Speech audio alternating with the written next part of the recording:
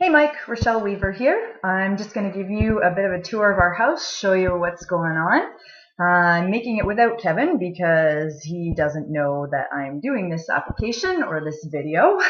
And number two, I don't even know that we necessarily agree on how to make this video or broach this issue. So I'm going to start in the place where I think I'm the most concerned and also a bit of a noisy room, and you will see why in just a moment. So you can probably hear that background sound. It's like a fan. That's our dehumidifier that runs constantly in our closet all winter long, thanks to some mold and dampness that we found in that closet. So I'm going to shut that off because that's annoying and loud. And I'm just going to give you a quick peek at this corner here so you can see what we did when we started to see this mold. We've ripped out all the baseboard in here. I know it's dark. Okay, sorry about the quality here, but this is the corner where we started to see mold all across the baseboards, and all up along this corner in the vapor barrier we found condensation when we went to rip this out. So yeah, not really sure where to go with that and what that all means, but we're pretty sure it's not a good thing. Okay, so I'm making another stop in our bedroom because this is another place up higher now where we have an issue. So right up where the ceiling and the wall meet, all above the windows and even not above the windows, we get condensation there all through the whole winter. And so it drips down the wall and I'm constantly wiping it. And I'm pretty sure that's not good for the drywall. Maybe there's mold going on back there. I really don't know. And it kind of freaks me out a little bit. Okay, so next up we have our kitchen, which is also not without issues. One of the problems that we've had here that we noticed just this year, our second year, is actually up in one of our kitchen cupboards. You'll notice that there is sort of a darkened area up there, which definitely has got moisture and mold going on. So something's going on up there, and we know it's probably related to something to do with this vent here that we're supposed to be using for the microwave, but we aren't. Well, I don't even know.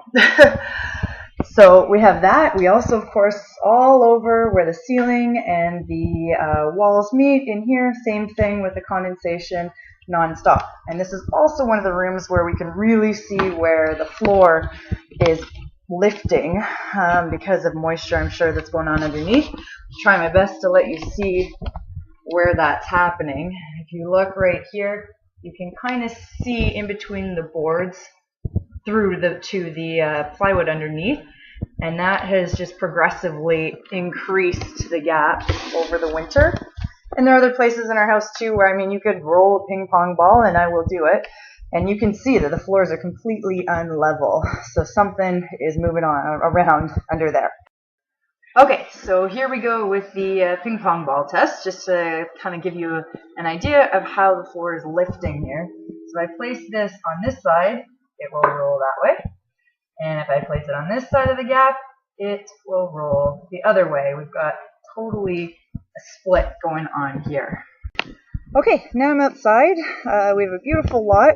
I want to show you the patio, though, that we tried putting in last fall and just what's happened to it since this past winter. If you look in the middle of it, you can see that all of the stones are starting to split apart.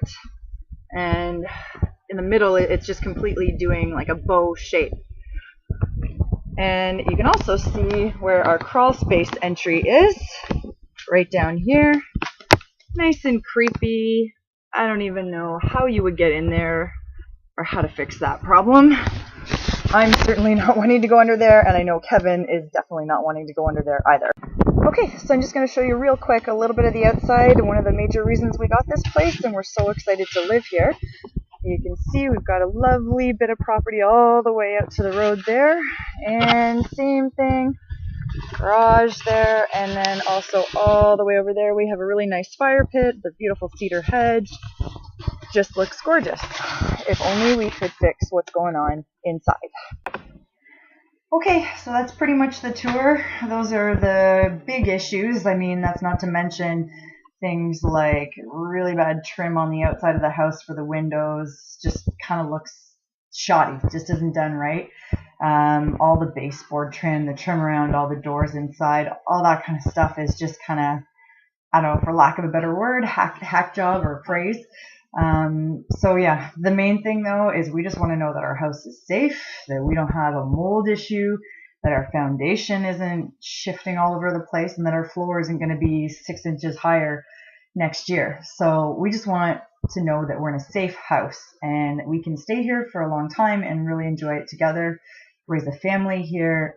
And we know that if there's anybody that can help us with this, it's got to be you, and you can make this right for us. So please help us.